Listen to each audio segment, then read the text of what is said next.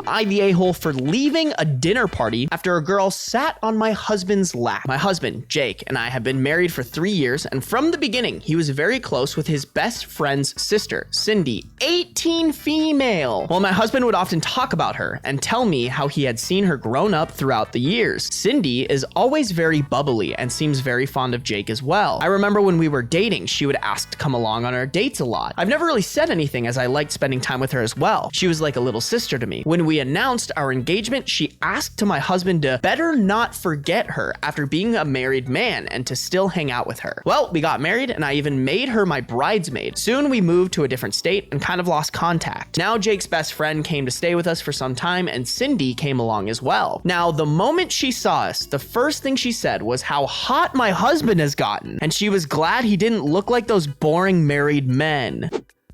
Then throughout their stay, Cindy would just ignore my presence and would be way too close with Jake. I told Jake that it was looking a bit inappropriate and to ask Cindy to tone it down. But he said that Cindy is just a bit childish and is that way with everybody. Well, at their last day, we decided to host a dinner party for everybody. During the party, I was with Jake when Cindy came and told me, "Oh, I need to steal your husband for a while." And before I could say something, she grabbed Jake's hand and took him for playing games. I ignored it since it was their last day. But then throughout the dinner, she was getting way too close with Jake and would just drag him away whenever I would be around while giggling at me. When everybody sat for dinner, I sat beside Jake and Cindy came last. She then said, "Oh, there is no seat," and then just went and sat on my husband's lap. Everybody was surprised, and Jake said, laughing, "Cindy, stop acting like a kid. You are not a kid anymore." Cindy started laughing, saying it was a joke, and got up and sat on another seat while giggling at me. Yeah, I was so angry with the disrespect and with the fact that Jake was so cool with it, but I didn't say anything bad, so I excused myself, took my car, and went out. About an hour later, Jake called me asking where I was. I told him I'm going to my friend's house and I will come after Cindy has left. I know what I did was terrible, but I was so angry at the time that if I had stayed there any longer, I would have probably started fighting or crying. I came the next day and Cindy and her family had left. Jake was very pissed and said I took things too far. I started crying and told him how everything made me feel. He said I was horrible to think such things about Cindy and that she was like his sister. I told him that I was not doubting his intentions, but I was hurt by how disrespectful Cindy's behavior was, and he was enabling her by not saying anything. He started saying that I sound ridiculous and couldn't even take a joke, referring to the sitting on the lap incident. I said regardless, I don't want her in my house again. To top it off, Cindy sent a message saying that she was sorry about making me so insecure in myself and that she would make sure to make me feel better, but I should not have left as it was pretty childish and kind of spoiled the moment. It felt so backhanded, I didn't even reply to her. I just told my husband he needs to maintain a distance with Cindy. He asked if I was giving him an ultimatum. I said it is an ultimatum if he will go as far as disregard and disrespect my feelings for Cindy. This really rubbed my husband the wrong way, and he said since I have such disgusting thoughts in my mind and is giving him an ultimatum anyways, then he might as well leave because he cannot live with such an insecure person who has such disgusting thoughts about him. He packed a bag and left to his mother's place. I have tried apologizing numerous times, telling him how sorry I am for everything, but he is ignoring my texts and calls. Later, Cindy's brother texted me and called me a bunch of names to think like that about his sister, saying Jake should just leave me and a disgusting person like me deserves to be alone. I could not stop crying after that. I don't know how to fix this. Is there a way to even come back? Was I so wrong to deserve this? I don't know anymore. Edit, people who are asking our ages, we were 25 years old, just months apart. Red flags everywhere. Red flags across the board. The husband is absolutely gaslighting OP. This makes you uncomfortable? You're disgusting. I can't believe you would have those disgusting thoughts about me. I'm the victim here. Yeah, get rid of that man. Let him have the 18-year-old at that point, bro. They are both childish. They are perfect for each other. OP is absolutely not the a-hole. Juicy little update. I couldn't read all the comments, but now I know my feelings are valid and boundaries were crossed by Cindy. Now, during the dinner, there was Cindy, her brother, Sean,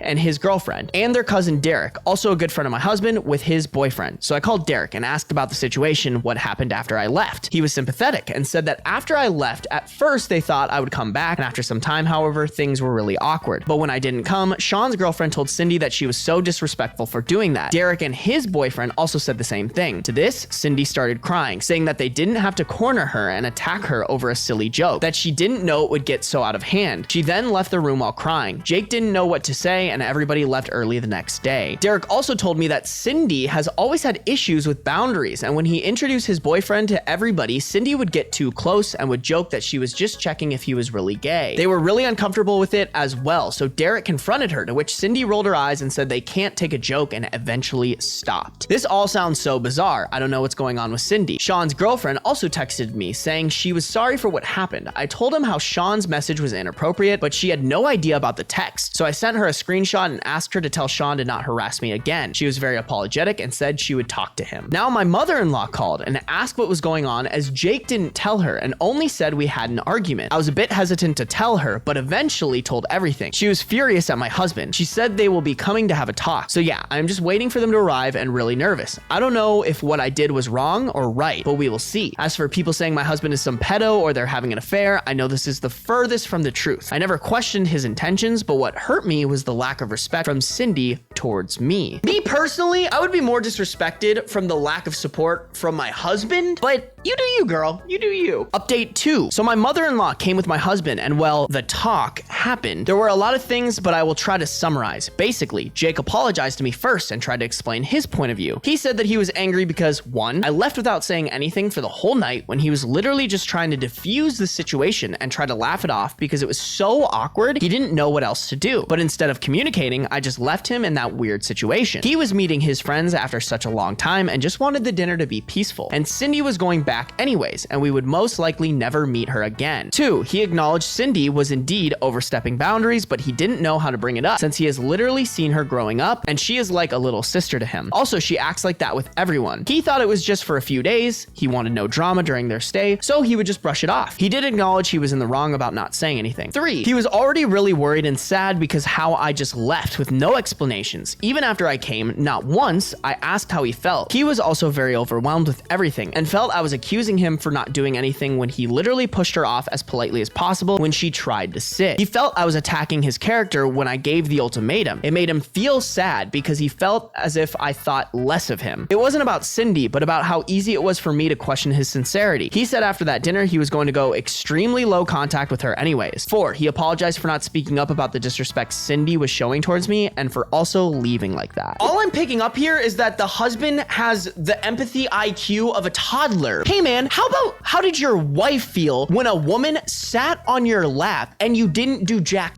Like, I hate that. Oh, woe is me. You wanted me to actually act like a good husband and I just felt so hurt. Bro, grow a pair of balls. Then after Jake said everything, mother-in-law explained Jake about the situation from her perspective. She scolded him a lot as well. In short, she told him that as a husband, it was his responsibility to make me feel like I am his priority and that he disappointed me the moment I had to come to him to ask for establishing boundaries. Yo, this mother-in-law slaps. Somebody get her a fucking crown because she is a queen. As a husband, it was his duty that I never would have to come to him about this in the first place. She also asked him how he would have felt had it been a guy on my lap, and he had no answer to that. She told him how what I did was an eruption of suppressed feelings, and as a husband, it was his duty to go after me and never let me leave in the first place. There were a lot of things said by her, and Jake seemed to realize and sincerely apologize for his actions. She told him if he had ever pulled such a stunt ever again, then to not expect her to take him in. Later, she took me for a walk. It was just the two of us, and there she explained some things to me as well. She said that she is sorry for everything, but told me that even at her house, Jake was distraught. He didn't tell her because he most likely knew he was wrong too, but was overwhelmed about everything as well. She said she in no way was excusing her son's behavior, but would hope that I would forgive him. She also said that in no circumstances I need to leave my house as it was my house and my family. She said I shouldn't be afraid to speak my mind if anything makes me uncomfortable and to talk to her if Jake does something stupid again, and she will set him straight. She hoped we would work it out since she has seen our love for each other and it would be sad to see us split up due to some disrespectful brat, her words. She said she cannot have a say in our issues, but suggested that we should get counseling to understand each other better. She even bought ice cream for me. I know it's a bit childish, but she said sweet things work as a charm when people are upset, and well, she was right. Well, it was awkward at night. Jake came to our room and we didn't know what to say. After a while, we talked and both apologized to each other. However, I did tell him that I was angry at him to tell everything to Sean and was deeply hurt by the text he sent me. He said he didn't know what I was talking about, and I showed him the text. He said he didn't tell Sean about our fight and only told him that he was at my mom's place. He called Sean, and well, it turns out Sean told Cindy how she went too far at the party. Then Cindy made a huge sob story about how I was passive aggressive with her the whole time, how I would always try to question her character and act insecure and jealous. She even went on to say that I was always like that with her even when she was a kid, and that I never liked her and always tried to manipulate people into thinking thinking I was an angel while she was a